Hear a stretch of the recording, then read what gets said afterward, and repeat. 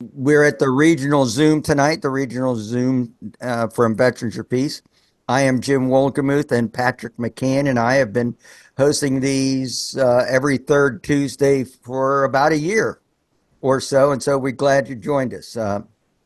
Today, we are honored to have Rory Fanning come to talk to us, and Rory is a veteran, a conscientious objector, an author, and an activist. He's been on Harvey Bennett's and my radio show at least twice. And based on our last interview with Rory, I think he might also be a Little League coach, but I'm not sure about that one. He is here tonight to help us figure out how to respond to what is going on with regard to Trump and militarism. But first, Rory, just your story is so engaging. Can you tell us a little bit about Rory Fanning and your journey? Don't forget to promote your book, and then get into how we can respond to Trump and militarism. So, Rory, take it Hey, away. thanks, Jim and Patrick. It's great to be on the program. As always, I think this might be the second time, or no, been on the radio show a few times. But anyway, a little bit about my story. I think 9/11 is usually a good place for me to start. I just graduated from college with a degree in great books, and I had a huge amount of student loans to pay back. And I didn't want to get an office job. And I watched those planes hit the towers and decided that I wanted to do my part from and help prevent that from ever happening again. Um, Even at 21, I kind of had the sense that when you join the military, you're less of a person and more of a piece of equipment. So I wanted to become the most expensive piece of equipment possible. So I decided to join the U.S. Army Rangers, which is kind of an entry-level special forces unit that kind of backs up the special forces, does things that they don't necessarily want to do, like climb tall peaks, seize airports, and the like. I went through about 6 months of training. And I learned through that training that the military's kind of main goal is to just teach you how to say yes to every order. That's the most important thing. Plenty of food and sleep deprivation, but I think to that end, it was about just not ever questioning the chain of command. Um, so before I knew it, I was December of 2002. I landed in Afghanistan. I expected bullets to be whizzing by my head. It was kind of the opposite. It was quite quiet, unbelievable amounts of poverty. I saw when I went into that country, big gaping holes in sides of buildings. Afghanistan had been embroiled in a civil war prior to 9/11. Before that, the Russians had invaded the country. So I saw Soviet era tanks and planes kind of littering the landscape. Um, and we really didn't have a clear-cut mission when we got there. Of course, none of us knew that the Taliban had surrendered just a few months prior to us arriving in country. But after 9/11, surrender wasn't an option for anybody in Afghanistan.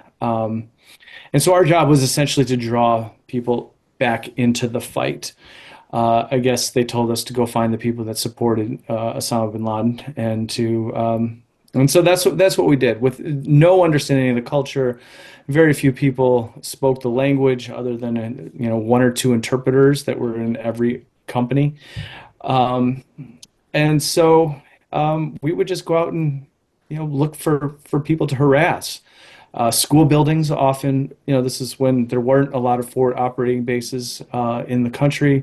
Schools were a great place to stage military operations from. We'd go to the headmaster and tell them that we're going to use their school for military operations. They would say for how long, and then we would tell them for as long as we'd like. And we'd look for military age men to walk past us. When they didn't show us a proper level of deference, we would take maybe one guy and throw him in one room, another guy and throw him in another room. The guy sitting by himself would hear a gunshot. We'd go into the room where the guy was sitting by himself and ask him if he had anything he wanted to tell us. Him, of course, thinking that his friend had just been killed. And that was kind of our modus operandi. We would land in people's front yards, throw bags over their heads, and usher them off to places like Guantanamo or any other kind of military prison. Um, of course, we'd find out that we were usually just pawns in village disputes. A landlord was upset that someone didn't pay him the rent. And of course, we were coming with big bags full of money, and they would say, "Well, why don't you?" Well, I know where a member of the Taliban is, and we were like, okay, great, here's $1,000, and we'd go after the guy who he said he was the member of the Taliban, and we'd throw a bag over their head and send him off. And this just didn't happen once or twice. This was the majority of our military operations, and we would have rockets land in our camp, and we would call in 500-pound bombs into general vicinities. We know that between 1980 and 2001, there were about 250 quote unquote suicide bombs slash terrorist attacks throughout the world, with only 10% aimed at the US or US interest. Between 2000 and 2015, there were 2,200 suicide bombs or terrorist quote unquote operations carried out throughout the world. I joined the military to prevent, terrorist attacks, to make the world a safer place. But by targeting so many innocent people, I think we know that at least 85 to 90% of those killed since 2001 have been innocent civilians, that we were making the world a far more dangerous place. And Professor Pape out of University of Chicago, who is a terrorism expert, put together those numbers. And you guys should all look them up if you have the bandwidth to do so. So anyway, I signed up for the military to make the world a safer place, or so I thought, maybe fight for freedom and democracy, and I learned that I was doing the opposite. So I became one of the first war resistors, probably the first war resistor. You could call it conscientious objector, but I think war resistor is a more appropriate term to leave the Ranger Battalion after 9/11. And I spent about 6 months in kind of a punishment detail role. And the only two people that kind of stood by me through that time was Pat Tillman and Kevin Tillman. I saw Pat Tillman on the cover of People magazine for the first time I'd ever seen him. Pat gave up a $3.6 million NFL contract to fight for the U.S. after 9/11. And he was the only one who kind of stood by me and was not afraid to talk to me and sit down in the chow hall during my 6 months of a punishment detail, as the military tried to figure out what to do with me, because it was fairly unprecedented for a member of the Rangers to be resisting the war. And so after 6 months, I was expecting to go to jail or be sent to the big army. I got called down to formation, and they told me that Pat Tillman had died the previous night in an enemy ambush. He died a hero. I was overwhelmed. This was one of the few people that stood by me through one of the most difficult times of my life. They had sent me back to Afghanistan, but I refused to carry a weapon. So I would sleep outside in the snow and, all of that kind of thing. And, in a combat zone, you kind of need the camaraderie of your fellow soldiers. And I really didn't have that. And again, Pat and Kevin were there for me when no one else was. And so when I heard that he was killed, I was really devastated. The military called me down the next day and said, "Pack your bags. You're leaving. No no jail, no big army to be a bullet stopper. No, none of that stuff." As because they were kind of leading me down the path of that's what was going to happen. A month after I got out of the military, I found out that Pat was not killed in a enemy ambush, but he died in an act of friendly fire, and his death was being covered up to the highest levels of the U.S. government. At the very least, Donald Rumsfeld knew about it, and George Bush probably knew about it too. They burned his uniform, his diary, a whole number of things. Just really, really unconscionable stuff. But they knew that Pat was kind of the poster boy for the war on terror. And if fellow Rangers were going to kill them, it could kill the most important soldier in the country, then why would anybody else really want to sign up to fight? Um, So yeah, I really didn't have a way to kind of communicate all this. I came from a fairly right-wing Catholic family. I kind of sat on this for 4 or 5 years, but I really didn't feel like a full person during that time. So I didn't want to spend my whole life like that, so I had to kind of shake things up. So I decided I was going to walk from Virginia Beach, Virginia, all the way to San Diego, California, by myself to raise the 3.6 million that Pat gave up when he left the Arizona Cardinals to join the military and give that to his foundation. And I had an amazing experience. So many people invited me to their homes, and I realized that most people are just out there doing the best that they can with the information they have access to, and had so many really great conversations, talks to high schools, colleges, prisons. But I was kind of a feel-good story. I wasn't trying to, challenge US power structures. I was just trying to get my mind right. I was just talking about why people should make decisions similar to the ones Pat did. We just watched the financial crash of 2008. And I naively thought that millionaires and billionaires should make more decisions like the millionaire friend that I had who gave up all that money in order to serve a higher cause. But, I finished the walk and still kind of felt like I was half of a person because I was still too scared to share my entire story. So I retraced my steps via history books. I walked where Nat Turner had his slave uprising. I walked where Ida B. Wells wrote her anti-lynching papers. I walked where the San Patricio Battalion, a group of Irish immigrants who related more to the Mexicans they were being told to kill during the Mexican-American War because they related, to their struggle to maintain their own land, and they were all hung. Um, I walked toward Dolores Huerta, organized farm workers, and these were conscientious objectors of a different sort. And if they could do what they did, I could certainly find the courage to talk about my story. And since then, I've been talking to high schools and colleges, and military age kids about the things that the 10,000 recruiters that are currently stalking hallways across the country aren't telling them. I'm talking about the other side of this. And I don't go in there wagging my fingers telling high school age students that they shouldn't join the military, because when I was that age and people started wagging their finger at me, I usually did the opposite of the older person. But I do want kids to have make an informed decision. I know plenty of people that can't leave their basement because they killed for a cause that they didn't understand. I think asking someone to kill and die for a cause, you should at very least keep them completely informed as much as they can about who they're actually killing for. And, more often than not, or always, usually in the case of the US empire, is that we're going to kill so we can control other countries' natural resources and maintain spheres of influences in regions that we have no good business in.